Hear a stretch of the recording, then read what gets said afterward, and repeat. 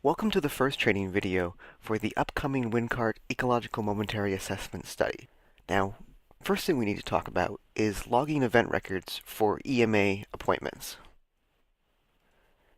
One of the biggest problems with many EMA studies is compliance. Just getting people to take the same survey over and over again multiple times a day for multiple days is a problem. And in this particular study, we're going to be asking our study participants to take the same survey 6 times a day for 9 days in a row. So one of the things we have to do is we have to monitor that data, and we have to track the work that the participants are doing, and we have to log event records so that we understand what's going on with that participant when we look at their data. So that's why we log event records. Next question is, how do you do it? So this is our online data management system. First thing you do, of course, is you log in with your username and password. Now, once you're in the system, the first thing you want to do is you want to look for the participant who you want to log the event record for. So the easiest way to do that is to go ahead and select participant and select search. And then you can use any one of these fields to look for the participant.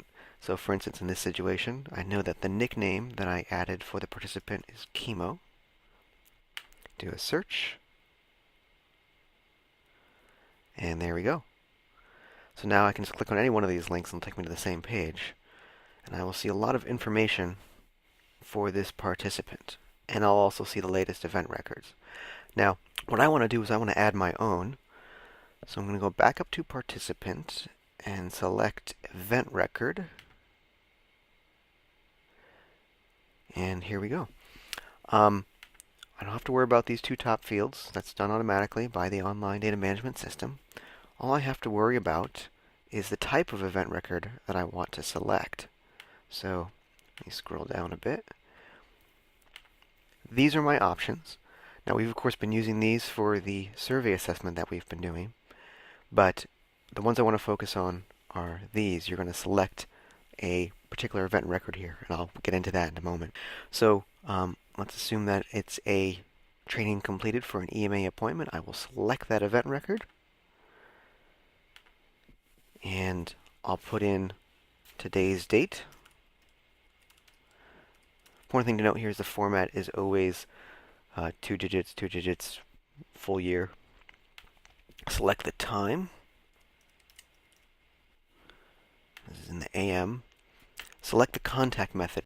Now this will vary depending on what's happening at that moment, but if it's training, it's probably in person. For the notes, I'll just add whatever I think is relevant. Training was easy. Length of interaction in minutes. How long did, basically that's asking how long did the training take? It took 20 minutes, roughly. Save it. And I'm set. Now that record appears at the top. So when it comes to logging an event record, it's really simple. That's just go through those steps and you're set. Next thing to talk about is when. Now, there's lots of different event records, and most of them during the EMA study will be logged by the EMA coordinators, by the EMA coordinator. However, there's two groups that are important to know about for the purposes of our training here. First one you notice is number 12, EMA appointment training completed. This is the record you'll use the most often. When a participant comes in and they go through the EMA training process, this is the only event record that gets logged. And this event record is just used to mark the fact that they came in, they had the training, and in the record notes sections you can add anything that might be important. So for instance, if the participant had never used an iPhone before and they were having some trouble with it, you can note that because that's going to be relevant. When we look at their data, we may think they're not compliant at first, but if we look at the event records, we may say, oh, you know what? They were just having trouble with the survey. Maybe that's what's going on here. It gives us a little bit of context. After this event record, you're going to see a few others, which are for the EMA coordinators. I'll talk about those a little bit later in another video, but basically, you don't have to worry about those. Those are used by the EMA coordinators. They're for logging interactions that happen between them and the participant. Now, the event records that I want to talk about here are the 4 very similar event records after that. And it's these, numbers 18 through 21. So, these event records will be used very rarely, but they'll be used if a EMA coordinator is having trouble working with a particular participant. So for instance, let's say a participant, they've gone a couple days, they're not filling out the surveys, the EMA coordinator has contacted them, tried to get them on the phone, it's just not working, it's just not having an impact. In that situation, they may call upon the original organization that recruited that study participant. They may reach out to you and say, hey, look, this participant, we've tried everything we can. You know them, you signed them up. Can you give them a call and just see if you can help them fill out the surveys when we ask so they can get the data that we need for this study? So if that happens in that situation, what you would want to do is you want to come in, make that call, and then log an event record for it. And that's really important because we may see a spike in the type of data and the frequency of the data provided after someone from an organization, someone that the study participant knows, contacts them. So that's what these event records for, and hopefully they're kind of self-explanatory. And there's 2 types. There's missed time blocks, and there's any other reason. So if an EMA coordinator says, hey, can you contact them because they're not filling out the surveys, you would say contacted about missed time blocks. They're missing the time blocks when they're supposed to fill out those surveys. Then you see contacted for other reason. That's basically everything else. So for instance, if it's, hey, we're trying to get the iPhone back and we can't do it, can you call them? That's what that's about.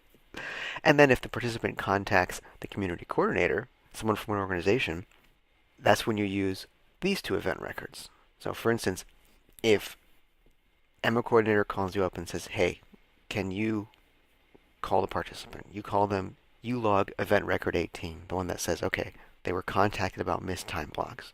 Now they call you back and they say, hey, yeah, I'm sorry, I know you signed me up for this study and I'm supposed to do a better job.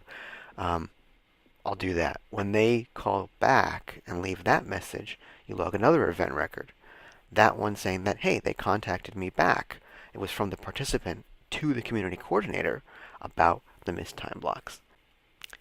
And that's just going to really help the EMA coordinators as they try to make sure that we get data in this EMA study.